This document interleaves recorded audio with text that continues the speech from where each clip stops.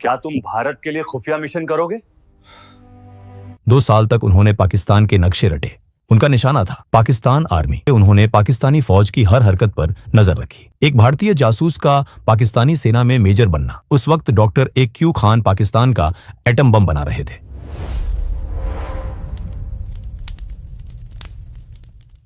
कल्पना कीजिए एक ऐसे आदमी की जो एक साथ 2 जिंदगियां जी रहा था।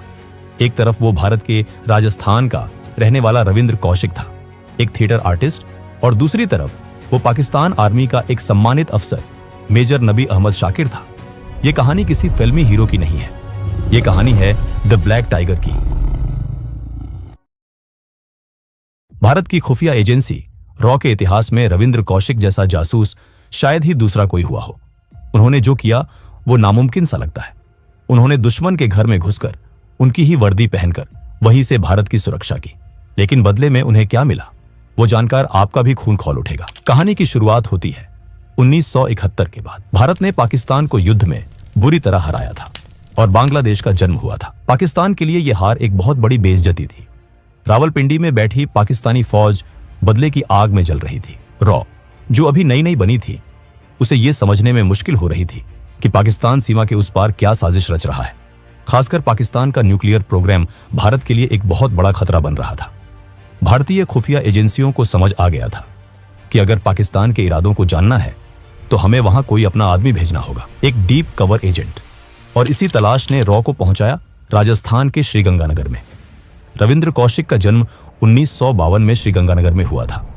यह शहर पाकिस्तान बॉर्डर के बिल्कुल पास है। बचपन से ही रविंद्र ने बॉर्डर की टेंशन, फौज की आवाजाही और जंग का माहौल देखा था। उनके पिता इंडियन एयर फोर्स में थे, इसलिए देशभक्ति उनके खून में थी। लेकिन रविंद्र फौजी नहीं बनना चाहते थे, वो तो एक कलाकार थे। 1973 में वो लखनऊ में एक नाटक कर रहे थे। उस नाटक में उन्होंने एक ऐसे भारतीय फौजी का रोल किया था जिसे चीन की आर्मी पकड़ लेती है। नाटक में दिखाया गया था कि कैसे वो फौजी टॉर्चर सहने के बावजूद अपने देश के राज नहीं खोलता। किस्मत देखिए, उस हॉल में कुछ ऐसे लोग बैठे थे जो ताली बजाने नहीं बल्कि टैलेंट ढूंढने आए थे। वो रॉ के अफसर थे। उन्होंने देखा कि रविंद्र के अंदर एक अलग ही काबिलियत है। वो स्टेज पर रोते थे तो असली आंसू आते थे, गुस्सा करते थे तो आंखें लाल हो जाती थी। जासूसी की दुनिया में इसे इमोशनल सेगमेंटेशन कहते हैं। नाटक खत्म होने के बाद उन्हें बैक स्टेज अप्रोच किया गया। क्या तुम भारत के लिए खुफिया मिशन करोगे? रविंद्र कौशिक शुरू से ही देश के लिए कुछ बड़ा करना चाहते थे, इसलिए बिना सोचे उन्होंने तुरंत हाँ कर दिया। उनसे कहा गया कि उन्हें दिल्ली आना होगा। इसके बाद वो अपने घर पर नौकरी का बहाना देकर दिल्ली चले गए। दिल्ली में रविंद्र कौशिक की असली ट्रेनिंग शुरू हुई। उनका नाम रखा गया नबी अहमद शाकिर। उन्हें उर्दू सिखाई गई। सबसे मुश्किल काम था धार्मिक तौर पर ढलना। रविंद्र ने कुरान पढ़ी, नमाज पढ़ने का सही तरीका सीखा और इस्लाम की बारीकियों को समझा। यहां तक कि उनका खतना भी करवाया गया। 2 साल तक उन्होंने पाकिस्तान के नक्शे रटे। लाहौर की गलियां, कराची के बस रूट्स, सब कुछ उनके दिमाग में छप गया था। वो पूरी तरह से तैयार थे। इसके बाद रॉ ने उन्हें आजमाने के लिए 7 से 8 देशों में इंफॉर्मेशन जुटाने के लिए भेजा, जहां उन्होंने कुछ पाकिस्तानियों से दोस्ती भी कर ली। करीब 1 साल ऐसा ही चलता रहा। इस दौरान उन्होंने अपना काम शानदार तरीके से किया। अब रॉ को भरोसा हो गया कि रविंद्र कौशिक अब पूरी तरह से तैयार है। 1975 में 23 साल की उम्र में रविंद्र कौशिक ने बॉर्डर पार किया। वो पाकिस्तान पहुंच गए। सबसे पहले उन्होंने वहां अपनी पहचान पक्की करने के लिए कराची यूनिवर्सिटी में एडमिशन लिया। उन्होंने लॉ की पढ़ाई शुरू की। उन्होंने अपनी डिग्री पूरी की और सिर्फ पास नहीं हुए बल्कि अच्छे नंबर लाए।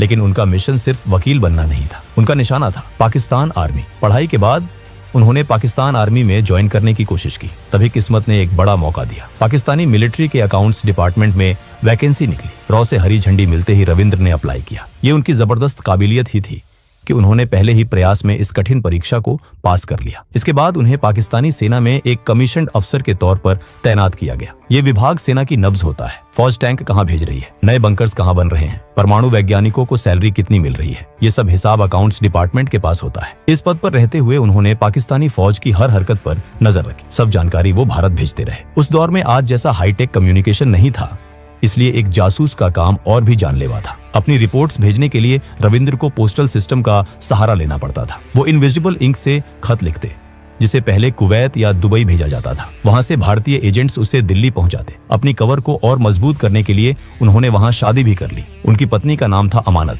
जो एक स्थानीय लड़की थी। उनका एक बेटा भी हुआ। अब नबी अहमद शाकिर पूरी तरह से पाकिस्तानी बन चुके थे। किसी को सपने में भी अंदाजा नहीं था कि ये शख्स असल में भारत का जासूस है। उनकी पत्नी को भी ये नहीं पता था। एक तरफ वो भारत के लिए अपना फर्ज निभा रहे थे, तो दूसरी तरफ अपनी काबिलियत से पाकिस्तानी अफसरों का भरोसा जीत रहे थे। उनकी इसी मेहनत का नतीजा था कि जल्द ही उन्हें तरक्की मिली और वो मेजर बना दिए गए। एक भारतीय जासूस का पाकिस्तानी सेना में मेजर बनना ये रॉ के लिए किसी सपने से कम नहीं था। इस ओहदे ने उन्हें सेना के बड़े जनरलों और यहाँ तक कि ISI के अधिकारियों के बीच बैठने का मौका दे दिया। 1979 से 1983 तक का समय रविंद्र कौशिक का सुनहरा दौर था। वो रॉ को ऐसी खबरें भेज रहे थे जो किसी और के लिए नामुमकिन थी। उनकी सबसे बड़ी कामयाबी थी पाकिस्तान के परमाणु कार्यक्रम की जानकारी। उस वक्त डॉक्टर AQ खान पाकिस्तान का एटम बम बना रहे थे। रविंद्र ने कहूता रिसर्च लैब्स और परमाणु हथियारों से जुड़ी कई अहम जानकारियां भारत भेजी। इसके अलावा वो आर्मी की मूवमेंट की खबर देते थे। उनकी वजह से भारत ने कई बार पाकिस्तान के अचानक